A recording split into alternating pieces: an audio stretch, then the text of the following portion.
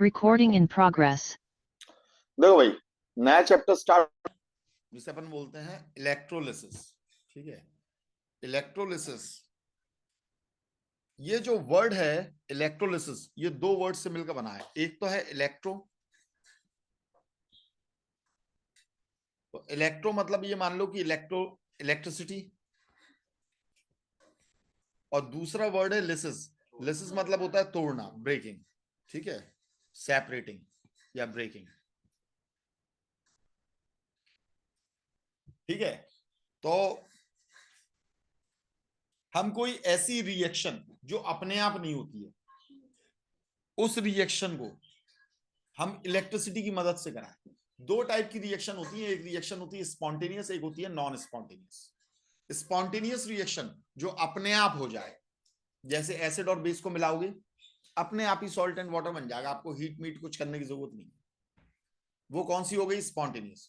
और जो रिएक्शन अपने आप नहीं हो, ठीक है, जैसे अब हम NaCl को पानी के अंदर डाल दें, क्या वापस वो HCl और NaOH में कन्वर्ट हो जाएगा? क्या नहीं होगा। समझ में आ रही है बात? तो ये रिएक्शन उल्टी डायरेक्शन में कराने के लिए, उल्टी डायरेक्शन में से कराने के लिए आपको इलेक्ट्रिसिटी की जरूरत पड़ेगी। मतलब नॉर्मली NaCl खुद टूटकर NaOH में कन्वर्ट नहीं हो रहा है, तो हमें यहां पर किसकी जरूरत पड़ेगी? इलेक्ट्रिसिटी की जरूरत पड़ेगी। तो इलेक्ट्रिसिटी से हम इसकी ब्रेकिंग करेंगे, तो इस प्रोसेस को कहते हैं इलेक्ट्रोलिसिस। ठीक है, हालांकि HCl नहीं बनेगा, बनेंगी डिफरेंट चीजें, वो भी मैं आपको बताऊंगा क्या होता है क्या नहीं होता है। ठीक है, तो अब क्योंकि यहां पर इलेक्ट्रिसिटी वर्ड आ रहा है, ठीक है, तो इलेक्ट्रिसिटी वर्ड आ रहा है तो यहां पर कुछ एक टर्मिनोलॉजी जानना जरूरी है। पहली जो टर्मिनोलॉजी होती है वो होती है conductors and non conductors. Conductors and non conductors. Conductors क्या होते हैं? जो अपने अंदर से इलेक्ट्रिसिटी को पास होने देते हैं, उन्हें हम क्या कहते हैं? Conductors. Which allows the passage of current through them.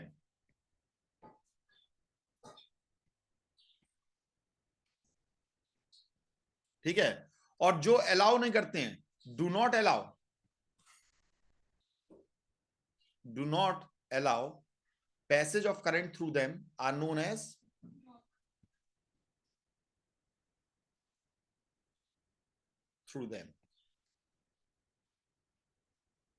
As non conductors. ठीक है, नॉन कंडक्टर्स के क्या एग्जांपल्स हैं? नॉन कंडक्टर का एक और नाम होता है, क्या नाम होता है? इंसुलेटर्स। इंसुलेटर्स भी इन्हें कहा जाता है। इसके क्या क्या एग्जाम्पल है? जैसे रबर हो गया,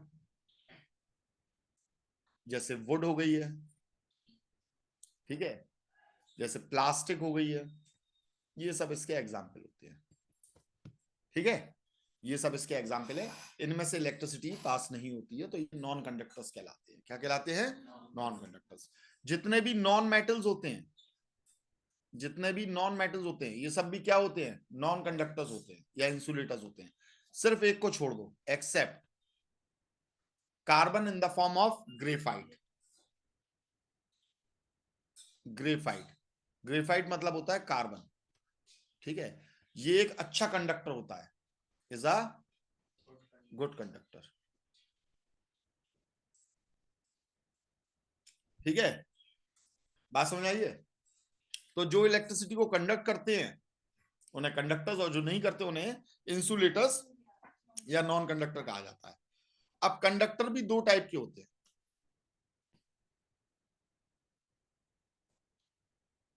एक होते हैं अपनी सॉलिड स्टेट में जो कंडक्ट कराते हैं। किसमें कराते हैं? सॉलिड स्टेट में कंडक्शन कराते हैं। ठीक है, और एक वो होते हैं जो कि आपका लिक्विड स्टेट में, मॉल्टन स्टेट में, या एक्वस स्टेट, यानी उनमें पानी मिला दिया जाए, उसमें इलेक्ट्रिसिटी कंडक्ट कराएंगे। तो एक होते हैं जो सॉलिड स्टेट में कंडक्ट कराते हैं इलेक्ट्रिसिटी को, तो ये कौन होते हैं? मेटल्स। जैसे कि कौन हो गए? आयरन हो गया, कॉपर हो गया, एल्यूमिनियम हो गया, सिल्वर हो गया। सबसे बेस्ट कंडक्टर कौन होता है? सिल्वर। ये सबसे बेस्ट कंडक्टर होता है। ठीक है, पर ये बहुत महंगा पड़ता है। कैसा पड़ता है? महंगा पड़ता है। ठीक है, तो इसीलिए सिल्वर के तार वगैरह नहीं लगाए जाते, क्योंकि इसमें रेजिस्टेंस बहुत कम होती है। रेजिस्टेंस बहुत कम होती है। मालूम पड़ा सिल्वर के तार लगा दिए, तार ही चोरी हो रहा है ना, बहुत महंगा पड़ेगा। तो बिजली तो चोरी हो रही, साथ में तार भी चोरी हो रहा है ना। तो इसलिए अब अपन लोग क्या लगाते हैं? एल्यूमिनियम के, है ना। और कॉपर वगैरह को अपन यूज करते हैं बाइंडिंग में, जैसे पंखे की बाइंडिंग, इन सब में यूज करते हैं अपन इसे। ठीक है, और दूसरे जो रहते हैं, जो लिक्विड स्टेट में, तो मेटल जो रहते हैं वो लिक्विड स्टेट में भी इलेक्ट्रिसिटी को कंडक्ट करते हैं। अगर मेटल को फ्यूज कर दोगे तो ये लिक्विड स्टेट में भी आपके मेटल्स जो रहते हैं, ये लिक्विड स्टेट में भी इलेक्ट्रिसिटी को कंडक्ट करते हैं। In liquid state also conduct electricity. ठीक है, और जो एक्वस स्टेट में, एक्वस स्टेट यानी कि पानी में मिला दिया जाए, उसमें जो इलेक्ट्रिसिटी कंडक्ट करते हैं उन्हें हम कहते हैं इलेक्ट्रोलाइट्स। क्या कहते हैं? इलेक्ट्रोलाइट्स। इलेक्ट्रोलाइट्स वो होते हैं जो conduct electricity in aqueous solution. Aqueous state मतलब एक्वस सॉल्यूशन में, यानी पानी के सॉल्यूशन में जो इलेक्ट्रिसिटी को कंडक्ट करेंगे उन्हें हम बोलते हैं इलेक्ट्रोलाइट्स। ठीक है, जैसे सॉल्ट्स हो गए बहुत सारे, एसिड जो रहता है ये भी आपके इलेक्ट्रिसिटी कंडक्ट करते हैं। भाई H+ आयंस दे देते हैं। कुल मिलाकर ये क्या देते हैं? ये आयंस दे देते हैं सॉल्यूशन में। क्या दे देते हैं? आयंस दे देते हैं सॉल्यूशन में। बेसिस ये भी क्या दे देते हैं? आयंस देते हैं। भाई एसिड किस में टूटता है? H+ में, और यहां पर क्या होगा? कोई ना कोई नेगेटिव आयन भी देगा वो, तो आयंस में टूट गया। बेस भी क्या देगा? OH नेगेटिव, और यहां पर क्या दे देगा भाई? तो वाटर सॉल्युबल होना चाहिए बेस, जरूरी है, तभी वो इलेक्ट्रिसिटी कंडक्ट करेगा। ठीक है, अगर वाटर सॉल्युबल नहीं है तो फिर वो नहीं करेगा। ठीक है, तो Y पॉजिटिव यहां लगा दिया तो ये आयंस में टूट गए। सॉल्ट्स भी वाटर सॉल्युबल होना चाहिए, जो वाटर सॉल्युबल होंगे वही इलेक्ट्रिसिटी कंडक्ट करेंगे। ये कैटाइन देगा और क्या देगा? एनाइन देगा। ठीक है, तो कुल मिलाकर इलेक्ट्रोलाइट्स में कौन? Ions are responsible for conduction of electricity. Ions responsible for conduction of electricity. जबकि मेटल्स में कौन रिस्पॉन्सिबल होंगे? इलेक्ट्रॉन्स। कौन रिस्पॉन्सिबल होते हैं? Electrons are responsible for conduction of electricity. Electrons are responsible. और कौन से इलेक्ट्रॉन? इन्हें फ्री इलेक्ट्रॉन कहा जाता है। क्या कहा जाता है? फ्री इलेक्ट्रॉन कहा जाता है। Free electrons are responsible for conduction of electricity.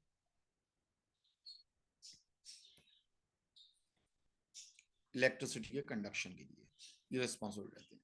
ठीक है, तो कुल मिलाकर ऐसे सॉल्ट्स या ऐसे बेसिस जो पानी में सॉल्युबल हैं, या एसिड्स, ठीक है, जो पानी में सॉल्युबल होते हैं और पानी में गिरने पर जो अपने आयंस देते हैं, उन्हें हम बोलते हैं इलेक्ट्रोलाइट्स। ठीक है, उन्हें क्या बोलते हैं? इलेक्ट्रोलाइट्स बोलते हैं, याद रखिएगा। तो the compounds which dissolve in water to give ions are known as electrolytes. इन्हें इलेक्ट्रोलाइट्स कहा जाता है। ठीक है, तो ये इलेक्ट्रोलाइट्स की डेफिनेशन हो गई है, इलेक्ट्रोलाइट्स। ठीक है, एग्जाम्पल जैसे हमने NaCl ले लिया, हमने CaCl2 ले लिया। सॉल्युबल होना चाहिए, याद रखिएगा। ठीक है, जैसे आपने लेड सल्फेट ले लिया, क्या ये इलेक्ट्रिसिटी कंडक्ट करेगा? इनसॉल्युबल है, पर ये इलेक्ट्रिसिटी कंडक्ट करता है। कैसे करता है? जब इसे जबरदस्ती हम लोग, जैसे देखिए, हमारी जो घर की बैटरी होती है उसमें लेड सल्फेट का ही सॉल्यूशन होता है, याद रखना। वहां लेड की लीड्स लगी रहती है और H2SO4 डाल देते हैं, तो वो अपने आप ही लेड सल्फेट बना लेता है, वो इंसॉल्युबल हो जाता है। पर जब हम उसे चार्ज करते हैं, जब हम उसे चार्ज करते हैं, तो चार्ज करने पर इलेक्ट्रोलिसिस फिनोमेना होती है, और जब इलेक्ट्रोलिसिस फिनोमेना होगी तो ये टूट जाएगा। तो इलेक्ट्रोकेमिकल सेल में, इलेक्ट्रोकेमिकल सेल में हमें सारे सॉल्युबल चाहिए, अगर वो नॉन चार्जेबल है, अगर वो नॉन चार्जेबल है। देखो दो टाइप के सेल होते हैं, एक होता है इलेक्ट्रोकेमिकल सेल जिसमें अपने आप ही रिएक्शन होती है और इलेक्ट्रिसिटी बनती है, जैसे सेल्स, बैटरीज जो रिमोट वगैरह में लगाते हैं, उसमें केमिकल रिएक्शन होगी और अपने आप ही क्या बनेगी, इलेक्ट्रिसिटी बनेगी। बात समझ आ रही है? तो उसमें सारे सॉल्युबल सॉल्ट चाहिए, ठीक है। पर जितने भी चार्जेबल रहते हैं तो उसमें इनसॉल्युबल भी चलते हैं, उसमें इनसॉल्युबल भी चलते हैं। क्यों? क्योंकि चार्ज होने पर, मैंने आपको बताया, यहां इलेक्ट्रिसिटी की मदद से अपन उस रिएक्शन को कराएंगे जो नॉर्मली नहीं हो रही है, तो हम इस लेड सल्फेट को तोड़ेंगे, तो उस सेल को हम बोलते हैं इलेक्ट्रोलाइटिक सेल। तो इलेक्ट्रोकेमिकल सेल में केमिकल एनर्जी से हम इलेक्ट्रिसिटी प्रोड्यूस कर रहे हैं, और इलेक्ट्रोलाइटिक सेल में इलेक्ट्रिकल एनर्जी से केमिकल रिएक्शन करा रहे हैं, जस्ट उल्टा हो रहा है। इलेक्ट्रोलाइटिक सेल में हम क्या कर रहे हैं, इलेक्ट्रिसिटी से केमिकल रिएक्शन करा रहे हैं, जबकि इलेक्ट्रोकेमिकल सेल में केमिकल एनर्जी से इलेक्ट्रिसिटी का फॉर्मेशन कर रहे हैं। ये दो अलग अलग टाइप के सेल होते हैं। बात समझ आई है? अब जैसे आपका मोबाइल है, तो आपके मोबाइल में जब आप मोबाइल चला रहे हो तो ये एक इलेक्ट्रोकेमिकल सेल है, पर जब आप इसे चार्ज कर रहे हो तो ये इलेक्ट्रोलाइटिक सेल हो जाएगा। क्या हो जाएगा? ऐसे ही घर की बैटरी भी जब आप चार्ज कर रहे हो तो इलेक्ट्रोलाइटिक सेल है, और जब वह डिस्चार्ज हो रही है, यानी घर की लाइट चली गई है, और जब आप उसे यूज कर रहे हो तो वो इलेक्ट्रोकेमिकल सेल है। ठीक है, चलिए। तो ये NaCl हो गया, CaCl2 हो गया, ये सारे जितने भी रहते हैं आपके, ठीक है, कोई भी एसिड ले लिया आपने, HCl ले लिया या H2SO4 ले लिया आपने, सब क्या है, इलेक्ट्रोलाइट है। NaOH ले लिया, ये क्या है, इलेक्ट्रोलाइट, ठीक है। और इलेक्ट्रोलाइट में आपके सारे सॉल्युबल सॉल्ट्स होना चाहिए, ठीक है। ये इलेक्ट्रोलाइट हो गए। तो जैसे कि ये आपका एक वर्ड आया इलेक्ट्रोलाइट, वैसे ही एक होता है नॉन इलेक्ट्रोलाइट। नॉन इलेक्ट्रोलाइट्स क्या होते हैं? जो पानी में डालने पर डिसॉल्व तो हो जाए पर आइंस में नहीं टूटे, ठीक है। The compound which does not dissociate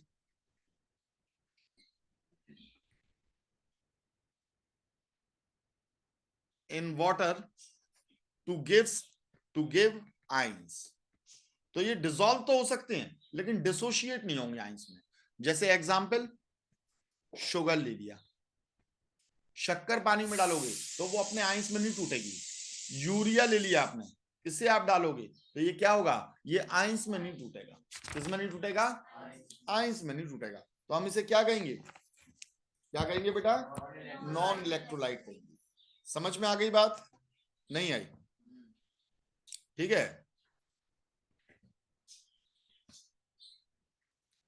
distil water, अगर उसमें कोई इंप्योरिटी नहीं पड़ी है, मिनरल वाटर की बात नहीं कर रहा हूं मैं, डिस्टिल वाटर, ये अपने आप में क्या होता है, नॉन इलेक्ट्रोलाइट होता है। ऐसे ही एल्कोहल अगर प्योर स्टेट में है, बात समझ आ रही है, तो आपका ये क्या होगा, नॉन इलेक्ट्रोलाइट है। केरोसिन यानी मिट्टी का तेल, हाँ, ये क्या है, नॉन इलेक्ट्रोलाइट है। बेंजीन, ग्लूकोज, ये सब क्या है, नॉन इलेक्ट्रोलाइट है, ठीक है। ये सब नॉन इलेक्ट्रोलाइट के एग्जांपल है। इलेक्ट्रोलाइट तो मैंने आपको बता ही दिया है, ठीक है। NaOH हो गया, और आपका NH4OH हो गया, अमोनियम हाइड्रोक्साइड हो गया, ये सब आपके इलेक्ट्रोलाइट है, ठीक है। चलो,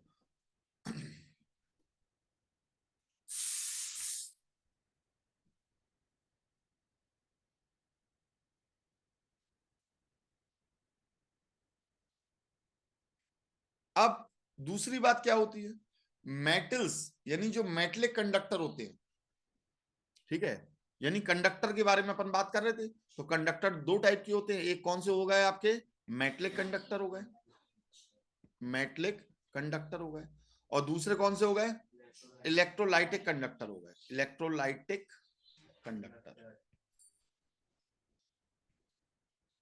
देखो, इलेक्ट्रोलाइटिक कंडक्टर्स में से अगर आप इलेक्ट्रिसिटी पास कराते हो तो ये अपने आप में एक केमिकल चेंज होता है। एक बहुत जरूरी बात ये है कि यहां पर क्या होता है, अगर इलेक्ट्रिसिटी पास कराते हो तो यहाँ क्या होता है, एक केमिकल चेंज होता है। और मेटलिक कंडक्टर में से इलेक्ट्रिसिटी पास कराते हो तो ये अपने आप में क्या होता है, फिजिकल चेंज होता है। क्या होता है, फिजिकल चेंज होता है। This is physical change. तो ये भी इंपॉर्टेंट बात है। उम्मीद है ये बात समझ में आ गई होगी। ठीक है, चलो भाई।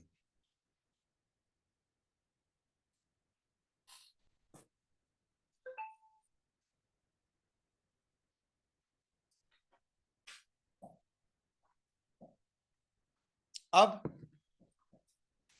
जो आपके इलेक्ट्रोलाइट्स होते हैं ये भी आपके कैसे होते हैं, ये भी दो टाइप के होते हैं। कौन कौन सी दो टाइप होती हैं? एक होते हैं स्ट्रॉन्ग इलेक्ट्रोलाइट। क्या होते हैं? और एक होते हैं वीक इलेक्ट्रोलाइट। ठीक है,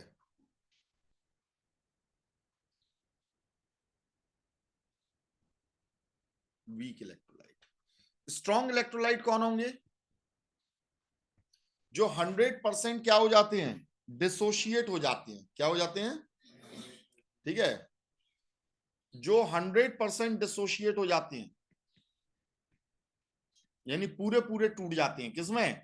आयंस में। डिसोशिएट इनटू आयंस, उन्हें हम क्या बोलते हैं? स्ट्रॉन्ग इलेक्ट्रोलाइट बोलते हैं। और वीक इलेक्ट्रोलाइट किसे कहते हैं? जो कंप्लीटली डिसोशिएट ना हो, कंप्लीटली डिसोशिएट नहीं हो। किसमें? आयंस में।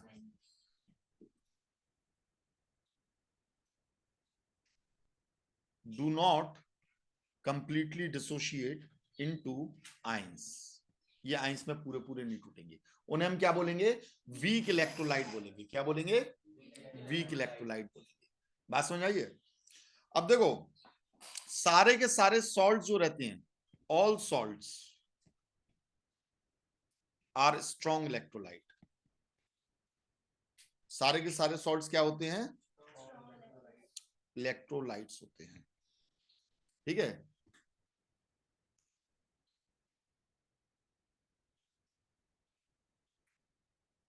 जनरली। ठीक है, पर कुछ एक सॉल्ट्स आपके वीक इलेक्ट्रोलाइट भी होते हैं। ठीक है, या एक काम करो, अभी इस स्टेटमेंट को अपन हटा देते हैं। अभी सबसे पहले अपन एसिड को देखते हैं। तो एसिड में जितने भी स्ट्रॉन्ग एसिड्स होते हैं, जितने भी स्ट्रॉन्ग एसिड होंगे वो सब क्या होंगे? स्ट्रॉन्ग इलेक्ट्रोलाइट होंगे। जितने भी स्ट्रॉन्ग बेस होंगे वो सब क्या होंगे? स्ट्रॉन्ग इलेक्ट्रोलाइट होंगे। और जितने वीक एसिड होंगे वो सब आपके वीक इलेक्ट्रोलाइट है। और जो वीक बेस हैं वो आपके वीक इलेक्ट्रोलाइट होते हैं, जो स्ट्रॉन्ग और वीक है। अब आपने इससे पहले एक चैप्टर पढ़ा था, एसिड बेसिस एंड सॉल्ट्स। तो मैंने आपको उसमें ये बताया था कि सॉल्ट्स आपके कितने टाइप के होते हैं? 4 टाइप के होते हैं। ठीक है, तो सॉल्ट्स के बारे में हम यहाँ पर बात कर रहे हैं। सॉल्ट्स हमारे 4 टाइप के होते हैं। सॉल्ट्स के डेरिवेटिव कौन होते हैं, उसके माँ बाप कौन होते हैं? एसिड और base.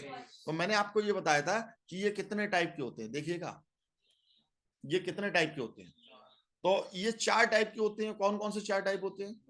Salt of strong acid and strong base. दूसरा मैंने आपको बताया था salt of weak acid and weak base. तीसरा मैंने बताया था salt of strong acid and weak base. और चौथा मैंने आपको बताया था सॉल्ट ऑफ वीक एसिड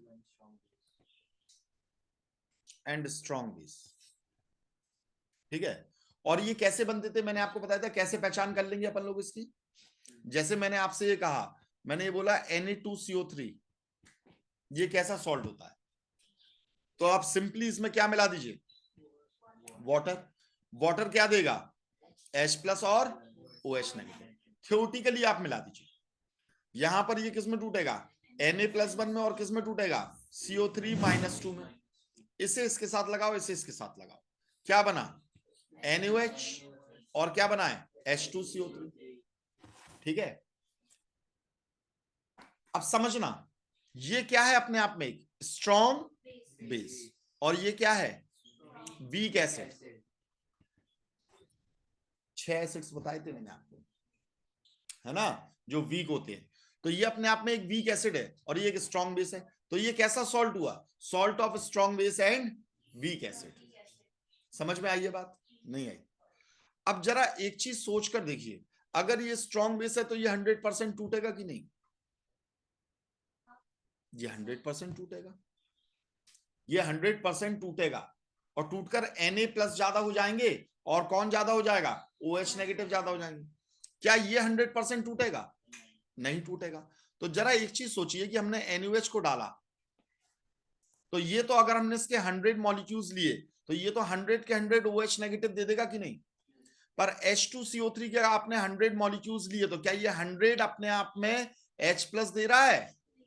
नहीं, ये पूरे 100% H+ नहीं दे रहा। तो जितने भी H+ दे रहा वो OH के साथ में लगकर क्या बना लेंगे, H2O बना लेंगे। तो यहां ज्यादा बचा हुआ कौन रह जाएगा, और कौन पूरा कंज्यूम हो जाएगा?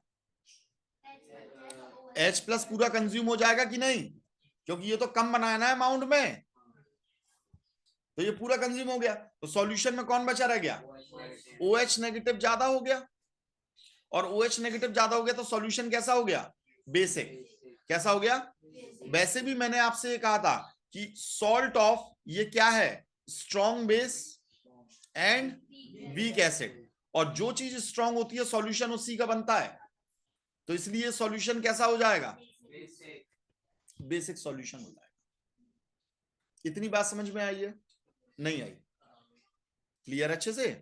भाई यहां से Na2CO3 जब टूटेगा तो ये पूरा पूरा Na क्या पूरे पूरे OH को पकड़ पाएगा? नहीं पकड़ पाएगा भाई, ये 100% टूट जाता है ना, पर ये पकड़ लेगा, CO3 जो रहेगा वो H+ को पकड़ लेगा। क्लियर है? ये बात समझ में आ रही है?